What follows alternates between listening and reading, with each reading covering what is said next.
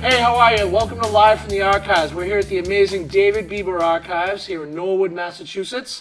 If you want to learn more about these incredible archives that we're about to talk about, go to davidbieberarchives.com. Special thanks to motherlode.tv, an amazing online curated archive and a multimedia portal. Find all sorts of cool artists that have a lot of connection to what's going on here, and they're a partner with David Bieber's Archives. And we've got a great panel here. But first, I'm going to introduce me.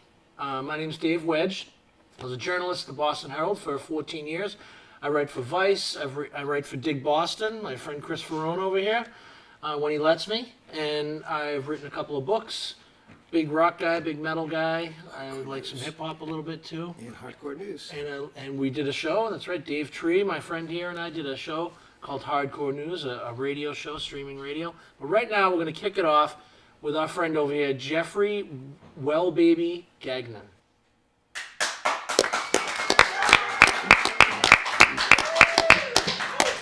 Thank you. It's great to be here at the Archives. Haven't been here in 30 years. So this is a song about an environmental song I wrote.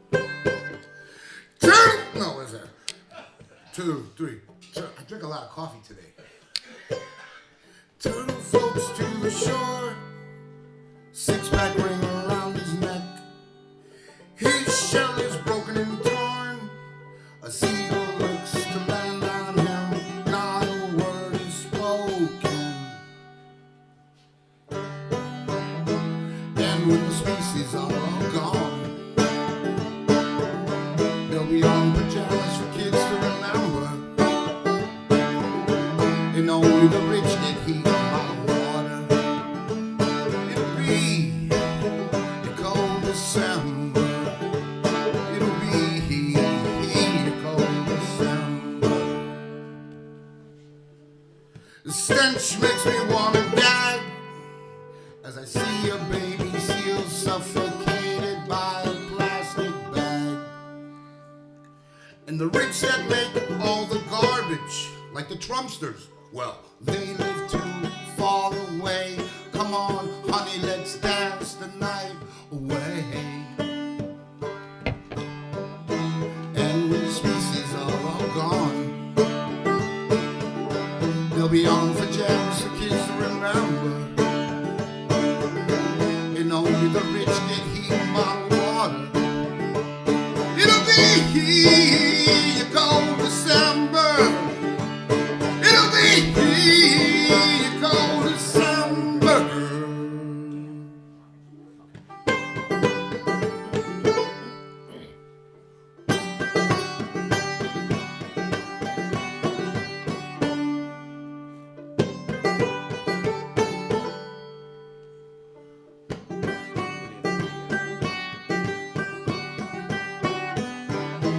And when the species are all gone, they'll be on pajamas for kids to remember. And only the rich get heat and bottled water. It'll be a cold December. It'll be a cold December.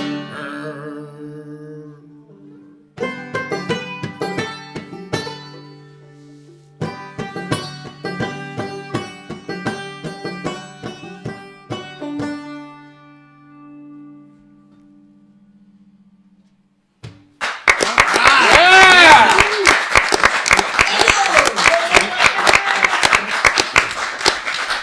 That was great. That was great. So, thank you guys all for being here. My good friend Dave Tree. Thank you, Dave Wedge. How's Thank life? you, David Bieber, for the archives. Life is good. Good. So, Dave, I'll start with Dave Tree. I'm going to go through all you guys. Thank you. Good song. Thank you. Badass. What's the name of that one? Cold December. Late December. I like it. So, Dave, you were kind of one of the guys who was right in here when this whole Norwood Space Center started. No, I wouldn't say started. I think I came in a year late. Year late, think, Dave, maybe? Never late. Never. Awesome. So I got here right on time to help build these boxes. We took these boxes from Newton Bookstore, the Newton Mobile Bookstore, and we rebuilt it and refashioned it into this amazing archive of David Bieber's amazing collection. So Dave, you and I go way back. You're We do. one of my favorite bands You're ever, one of my Boston bands. favorite Tree. Herald reporters Thank ever. you, I appreciate like that. my only Boston Herald reporter. Thank you, I appreciate that. I mean, It's the Mutual Admiration Society. No, but listen, I grew up in No, Brockton. for I real, did. for real. I grew up in Brockton. Just shut up. Yeah, good. I grew up in Brockton, and I was a metal guy, I was a hip hop guy, hardcore kid, going to shows in Brockton. Tree was one of my favorite bands when I was a little kid. Dave and I met each other. I wrote about his band, and we've since become friends. Now he's just an incredible artist, as a lot of you guys know, and you've got a gallery in this building, and you're working a lot with Dave. So Yeah, when you first saw this space that David was putting together with these archives, what went through your mind? All right, and what actually went through my mind is like I was moving my silkscreen shop, the Sweet Tree Ink shop, out of Watertown at the time, so I had all the stuff that I had been collecting and holding on to, and I thought I had a lot of stuff. And then I came here, and I realized what a lot of stuff, like being a serious collector, is all about. Because, I mean, I got some really great pieces and treasures, and a lot of it's just stuff from my own history, but also stuff that I experienced being in a band for a long time and touring around the country and getting to meet all these different bands and artists and collecting their work and sharing with them.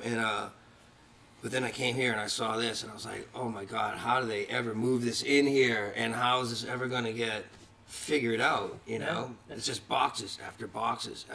Some are heavy, some are light, some are kind of not heavy. Some are heavier than you'd think. You're like, how's the small boxes? Have you come across Why are any? they so heavy? Have you seen any tree memorabilia? Absolutely, yeah, it's hilarious. Yeah, absolutely, it's funny. And because you must have a pretty good collection yourself, because Tree, you guys toured all over you guys went international, right? Did you guys go Yeah, overseas? we didn't get to mainland Europe or Australia or Asia or anything, but we went to London and we traveled for 10 years in a van to every state in the continental USA. And this was the 90s and the early 2000s, so you guys played with a shitload of amazing bands. We played with a shitloads of amazing bands and a shitload of weird, fucked up places that you wouldn't expect bands to play, and it was awesome, and it was really, I think, it was the best thing I could have done at the time with my life, So a little earlier, we had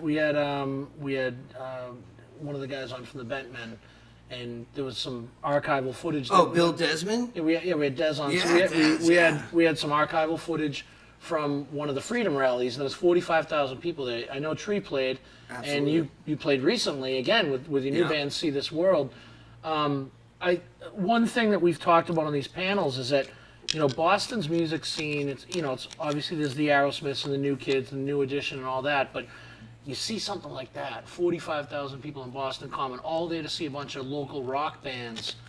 You've done it a bunch of times. Support the legalization and the decriminalization of marijuana. Yeah, absolutely. It's an amazing scene, All these amazing Boston talent comes out and supports the decriminalization of marijuana and just common sense laws for, a plant like marijuana on the Boston Common where this country was started. So it was an amazing place to do great work like that with all these amazing other bands.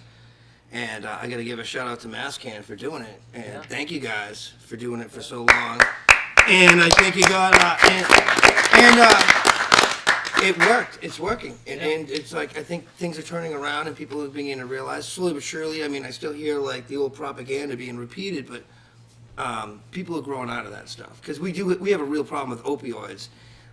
Everywhere. I'm a rock and roller and a blue collar guy, and I've traveled and I travel, so I see it, and I see it, Yeah. And one of the ways out of a world like that is cannabinoids and weed, and that people are beginning to see that the light, and the light is green. And the gateway, it's true, it's a gateway drug to recovery, Well, I think you're talking Christopher Owen's language over here. We've been talking that language in the green room for 3 hours. We've been talking that language since the 80s. The aptly named Green Room. No, my friend Christopher Owen, another one, my editor from time to time, and I just want to say it's great to have you here too. I know you're not a rock guy. This is largely rock-driven archive, but as you and I saw when you first got here, there's a poster over there from first Boston Music Awards, and on there is Gangstar. Oh, it never. You know, a lot of people don't know Gangstar, which was a huge rap group in the '80s. Boston, kids from Roxbury. And you guys have, Guru, R.I.P. Pete Nice here. Prime Just for me. Right, exactly. That's our Yeah, no, Prime Minister Pete Nice owns a bar on Boylston Street, so there's a lot of synergy there. So, Chris, I'll ask you the same question. You know, when you walk into a space like this and see it, what do you think? Well, I mean, this is just unbelievable. Thank you. Listen. I've known David for years. We worked together at the Phoenix. We were both night owls. Yeah. So I got to, the thing I remember more than anything was the burnt boombox on top on top of your work area. But it was just never ending. I always say my selfish way of realizing how big your archive was when my first book came out. I came into the office and I think there were like 5 copies of it on my desk with like specific instructions on how to sign them and everything like that. I'm thinking if he's got 5 copies of my book. In plastic bags. And Plastic bags to put them in, right? No, it's just like Absolutely. But then you kill Breitbart, so now those books are worth money. Yeah. But I walk around here and I'm a big, I like swag, like stuff, and that's what a lot of this basically is. It's like, I started my first, I got my first gigs as a reporter was like 2000, 2001. So I had about 5-10 years of getting cool stuff, but nothing like they had. I mean, I found the Coming to America press kit, which you have like 4 copies From of. the Eddie Murphy movie? What? The Eddie Murphy Yeah, the movie? Eddie Murphy movie. It's like a folder from Zamunda, and it's got all the explanations of the characters and the headshots, and I just love it. I said there's a Metal Church neck brace. That's got to be some I of the gotta coolest. see that. Where's that? It's right over there. It's got to be some of the coolest swag I've ever We've seen. seen a couple so- lifetimes here. Yeah. it never ends. So I mean, I am just a sucker for this stuff. I have obviously a drop in this bucket, but any inch of my house that I have that I can ram crap into, I have. So Yeah. coming to a place like this is just unbelievable. Yeah. What else really blew me away? Let's see. There's a light bright, stuff that I had as a kid. Because I'm 37 now, so I can actually. There's stuff that's officially an antique that I played with as a kid. Well, but the great thing is that it's not a competition. That like when Dave or Chris mentioned their own collections, and this is not meant to dwarf someone else's, because the quality and the sensibility that you bring to the things that you collect have their own unique value. So this is. A lot of these things are random. I can't say that I love everything in here, even though I have it. But it's hard to pass up the opportunity. Whereas you guys, there's probably a lot of quality to what you have. Well, it's filtering, and I see what you collect because I've been moving a lot of stuff around, right? But a lot of it's important, I mean, because it's not important to me or has this value to me. It's like art like that. Yeah. Like collecting is like art. It's like it's a way of sharing something that came from the past and you keep it alive. Yeah, I think the best thing we can all say about each other is that we complement each other on the eye that we have, and that's really what it's all about.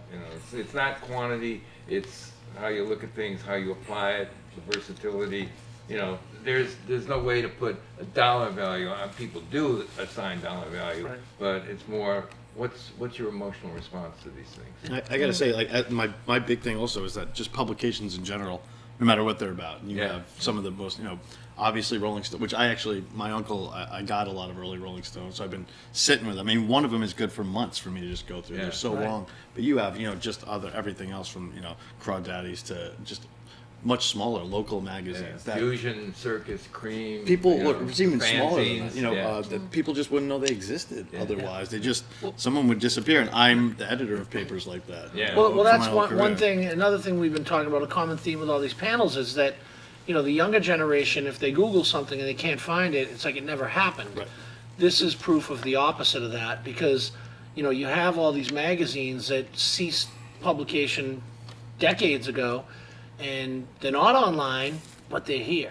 They're right here. And I'll tell you another thing that was kind of sad and is being kind of revitalized was when the Phoenix shut down in 2013, and then the server wasn't maintained, and the site went dark. They lost a lot of the archives, right? Well, and the biggest problem was for people like Chris, who maybe didn't save hard copies of their articles and wanted to reference the things they had written. They had no place to go. Yeah. Now, in the ensuing years, there's been a donation of the Phoenix Archives to Northeastern University, and they're slowly, gradually putting things back up online so that at least there will be access.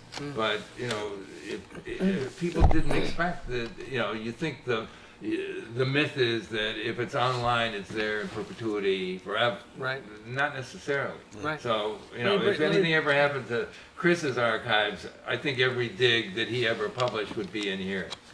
Let me bring in Laurie. Hi. Thank you. Laurie, you're another FNX alum. Yep, and yeah, it's that's so how I good, know David. So good to have you here. So, again, same question. You know, when you walked in here for the first time, what did you think? I thought it was a lot of stuff, for sure, like everyone else. You know, it was more or less what I thought it would be, but you know, times 100,000. But I've certainly over the years given a lot of stuff to David. I mean, when we worked together. At FNX? Yes, Yeah. when an artist was coming by the station, I mean, basically anything that came in, I would definitely get two of.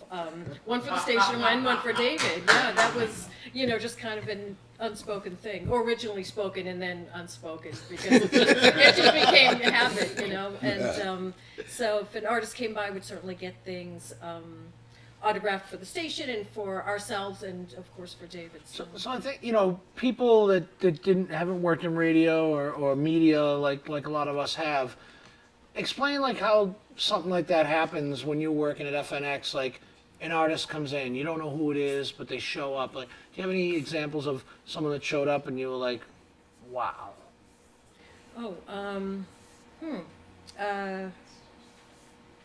well, yes, you know, and I don't know if I necessarily came prepared. Well, I mean, Bob Geldof came by, and I mean, that was pretty cool because, of course, this was the 90s and he had already done his Band-Aid thing, and but you know, he wasn't that friendly, so that was kind of a Not bummer. shocked to hear that. Yeah, so, you know, but it was, I mean, as far as David goes, it didn't matter. Everybody was important. So if it was a baby band that, you know, a major label was bringing around, you know, we still got all of the press materials and, you know, passed it along to David. And certainly even bigger artists. I remember when the Smashing Pumpkins came to town, and this is, of course, during their heyday because it was the 90s, and they did something at Tower Records. They didn't come by the station, so I actually got in line and got something signed for him. So, yeah.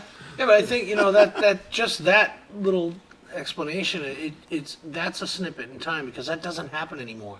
The bands don't go anywhere anymore. Yeah. They don't do press junkets anymore. They don't, you know, you see these movies like, you watch The Doors, or even, you know, you watch the Notorious B.I.G. movie or the Tupac movie, and they're in front of a bank of microphones. When's the last time you saw that with a band? They don't leave. They don't go anywhere. It's all on the phone now. They just email people and they text people. So it is a lost art, but now it's being preserved. Like, this is evidence that it happened. Well, and Lori Gale was so great as she was the music director at FNX, so in a way she was a gatekeeper, and all the record companies and all the pop culture people who wanted attention at FNX, they had to kind of go past her. And so she was so diligent and so respectful of everything that was going on, you know, as far as adding to my collection. And I can think of, you know, WFNX was located, you know, kind of satellite office at the Phoenix, but the main office was in Lynn. So it was a bit of a challenge to get the talent to spend the time, take the drive, go out there, the record company, but it was the little station that could. It really was producing a lot of unique programming, a lot of talented people. And I mean, I can remember going out there and seeing a car in the back lot, and it was Eminem who was upstairs at the station. You know, I can remember Pharrell Williams when he was in NERD, you know. Yeah. Was there like was Eminem's like wife hanging out the trunk? That's how I knew it was his car. Right. I have a question though. Since I have you two here, I've always wanted to know the answer to this. Even though I've been in the media, I've never figured this out. When you're like at a pizzeria or even a radio station, and there's a celebrity's headshot, an 8x10 on the wall, and it's signed, like how does that happen? Does the celebrity have it on them?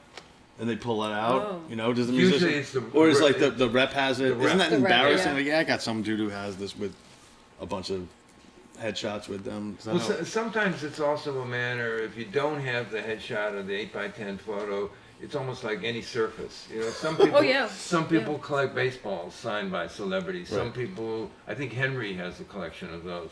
Some people collect dollar bills. Some people ask somebody, a celebrity, if they have their checkbook with them, if they'll write them a check for a penny, just Yeah. to get their autograph. Yeah. Other times, you know, I think when Eminem was at the station, he was signing FNX hats, shirt. and FNX caps too. Oh, okay. Yeah. I've got a shirt, Yeah. you know, Yeah. you know, I think that as long as you have a Sharpie and an available surface, you know, you're So, off I the race. don't want to forget Jeff is here. Hi, Jeff. Hey, How are you? You awake? I'm Fall awake. asleep? Jeff, what's your connection with David? Well, Chuck is my connection with David because, Chuck White from Motherload.tv, Yes. partner of the project here. yes, I met him at Green Street Station on a beer haze night, and I just, I kept coming back, and then we finally, put a little band together, and he managed it with Doug at Green Street Station, but David was always like in the background, kind of like Chuck has always talked about David, like I always thought it was a kind of like father. David was like Chuck's second father, kind of to me. And, Dave, sorry. yeah, go ahead. What's in the box? What do you I got? just want to show you very quickly, segue from Okay. This is the band. That's the band that All right. Jeffrey's talking about. This is Jeffrey's band. Where are you? Which one, Jeff? That's me with the hair. So now you can feel sorry for me because I have none left. Wait, right here. Wait, put it back up. Put it back up. That's you. That's you. That's me, the best looking one, right? Now look at me. What happened? He's the Handsome bastard. ashy one. I was gonna shout it right there, so make sure you sign Yeah, it. really. Most ashy, voted most ashy in the band. David, what else you got in the box there for Okay, us? And, yeah, and this you- is stuff from the Frames, archives. too, few, frames. few promo items. Usually, what I would do would try to keep similar things in a box, so that I would at any given point have 25, 30 boxes going. So all the T-shirts would go in one box. This happens to be promo items from 1994. So Wow. we've got a Throw it. Yeah, nice one. Nice. What do you got here? makes sense. VP, Vope. Devo. Devo Frisbee. That's a Devo Wow. Frisbee. That's Look pretty at intense. that. Aaron? You can wear it on your head. Put a strap on there. This is We are Devo. Ronnie Spector. Wow. This is self-contained. It's both Wow. Look at that. a cassette of her music, but you It's can a also cassette. do Look at a that. it would be a countertop stand-up at a record store. My mother hangs out And with there's an actual cassette in there. Yeah. Wow. It does stand My up. mother Okay. knows No, mine. it doesn't stand She up. hangs out. Nice. Dude, the cassette's in there. Oh, She that does is a like pop-up. shows. Oh, there it is. Okay. Hold on. We can stand up Ronnie Spector here. Look at that. She still uses that photo as her press photo. No, I'm serious. She literally does. That I think she really is. does. She literally does. Good for her. And we're talking about going green, so we've got some catnip here. Oh, right. Promo item from Scruffy the Cat, Boston band. I remember Oh, that. Yeah, nice. yeah. So again, to the point, like bands don't do this stuff Wow, anymore. that's- Very often, some do. There see are that? there are some young bands that 21st they're back to century putting band cassettes that out. does. It still stinks. What do we get? Oh, a little butthole surface toilet paper. That is something that I would die for. I want to use this. I want to use it up. I mean, I'm using. You know how much ass is probably in this? Like, these are all dips, you know. The Oh, butthole. it's unbelievable. And this is not rock and roll necessarily, but it is radio. Look and I at mentioned that. That is at one awesome. point that I collected radios, and this is a Tropicana. Whoa, look at that. That's A cool. that's a radio. That's the antenna. Yeah. That's the on-off volume. That's the on-off there, right there. Can you pour a drink And in then it there's too? the station. That's You can how sniff change the some station. catnip, drink some of that, and then And that's a speaker. Hold on, put it Yeah, back the up. straw. The straw works for That's the everything. speaker right there. Look at that. And the That's juice. and batteries. That's down awesome. there. I like the design. Very nice. That's pretty cool. Genius. That's genius. very nice. Batteries. That's pop art right there. And they don't even, that you'd want to use. let's put them in and see if it works. Do you mind? No, go ahead. Put them in, Dave. That's your I job. will say that the date on the box clear is Pepsi in there? 1994. If that works, then it was just meant to be. Don't drink it if there isn't. I don't think BCN's going to come in though, or FNX. In either direction. Yeah, we have to, no, it came. We're going to see if the ones actually work. They don't work, those will work. What's the 94? Oh my God. Yeah, it was 94, funny, yeah. It was funny Get to say, you know, what I thought of what this would be like, and when some of us were hanging out there, and I was just kind of wandering around, I saw a small box that had my name on it. It was stuff that I'd given David, so I looked in it because I figured since I gave it to him, and that was okay.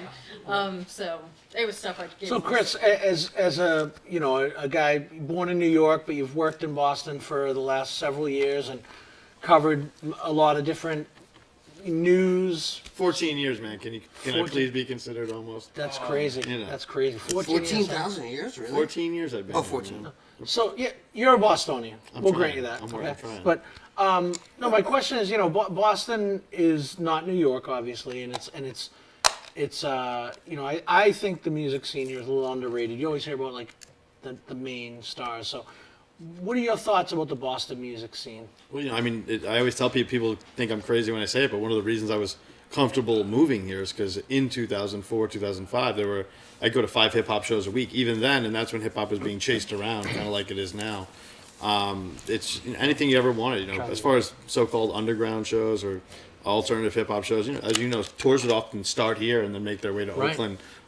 So it's kind of been that mecca for me, from local artists to artists coming through constantly. Do you have like a moment that you can think? I mean, I'm sure you have a million, and I hate to put you on the spot, but I'm sure there's some amazing show moments that you've had in your Boston career. I just think that there's always in hip hop, there's always that annoying question like, how about why doesn't Boston blow up, or how come there haven't been these standout artists? And as you and I know, there are dozens of artists who make great money and who tour the whole world their whole careers. And my best moments are going back to being in like places like Terminology's apartment in Haverhill, where he was the only person who wasn't hitting the ceiling, like Static Selector, who's now signed to Rock Nation. Right. Just remembering what these dudes all went through, and really having been there. Slain at the beginning of his career, Yeah. or living. We were roommates. Just seeing people have done great things in the time since. So that's really what it is for me. Well, you bring up Slane. I was actually going to just bring him up. I mean, he's someone that, that he's not a household name, but anyone that sees his picture, they're going to know who he is. I'm sure there's about 1,000 town posters and everything. Yeah, I mean, he's in the, archive. he's in the town. He's Gone in Baby Gone Baby Gone. Gone. He's probably got the most memorable scene in Gone Baby Gone, playing the drug dealer with that blue line that he throws out. But what people don't know about a guy like Slane, and again, like Dave too, like Tree, like Maybe I'm not doing Slane, that right. Slane tours, 6-7 months a year, and when they go and play in Europe, they're playing at 2,000 seat venues, and they're sold out. And he lives. Has them both He lives in the same Quincy. way. I You know, think it's- there was a. think we they're should supposed to be should I there. go grab it? Actually, can I go grab the Boston Music Awards? So Dave, I want to Yes. talk about that with you Go. before we run away. So I met Slane at a wedding at my cousin's house. My cousin's wedding in West Roxbury, and it was before he even started his real career. yeah. And So this I is knew him as like- George, so I was like, and he was a friend from the family, and Yeah. he was at the after party at the wedding. Face it this way. This And one? he asked me what kind of advice I could give to him, and I said, always control the merch. And that's what I So this is the. always control the merch. So this is a Boston. What year is this one? It's 89. 89. So we were just looking at this before, and hip hop's always been here, and this is way before I moved here. But things like this is unbelievable. This tells a story right here, like Gangstar Posse, which was actually not Gangstar as we know it now. Right. It was a different group, and there ended up being peaceful. But Yep. there's a whole story behind that. And New Edition, Bobby Brown. By the way, it says Bobby Brown might show up. Expected appearances by Bobby Brown, because he was not going to be performances by. And- You knew the New Kids and Extreme. And this- Grandmaster And the Flash. heretics. by the way, Zulus. Grandmaster Flash made an appearance in Boston. That can be an interesting story. Well, here's There's a million Chris, oral histories Chris, in here's there. another one. I mean, Arthur Baker. This is Arthur a- Baker is from Boston. He's from. David, you know Arthur Baker. yeah. Arthur Baker produced Planet Rock, didn't he? He produced Planet Rock, which is arguably the first real hip hop song. You know, he went to Emerson, I believe. He lived in Boston his whole life. So And that was, you know, the purpose of the Boston Music Awards was to celebrate all categories of music, and the fact that it still prevails today. You know, last December 2017. oh my God, it works.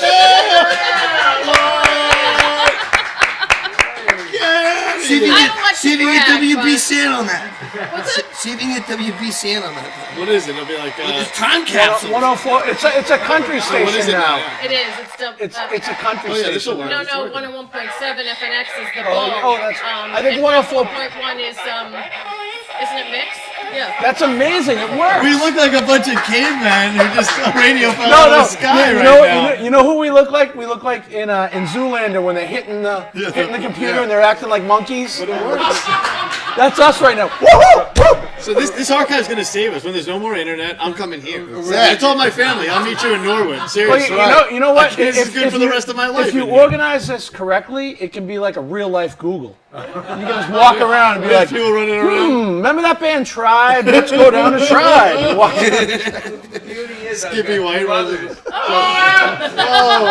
So we can go from room to room, right? We don't have to pump the volume. We can do that. So we're running out of time here. I just want to thank all of you guys for being here. Dave Tree, it's always a Absolutely, Dave pleasure. Wedge. Jeffrey, thank you for the Yep. wonderful song. Yep. My friend Chris Thanks, man. Ferrone, keep doing what you're doing. Journalism is alive and well in Boston, and you're a big reason why. And you should take pride in that. You really should. I mean that. Laurie, thank you for being here and all you do. And of course, David. Thank you, So David Bieber. It's the David Bieber Archives, davidbieberarchives.com, not Justin, davidbieberarchives.com. Special thanks go out to the Norwood Space Center. Incredible place here that they've built. Music Drives Us, which is a big supporter of everything that's going on here. Motherload.tv, and of course, Media Boss. So thank you guys all for being here. All right.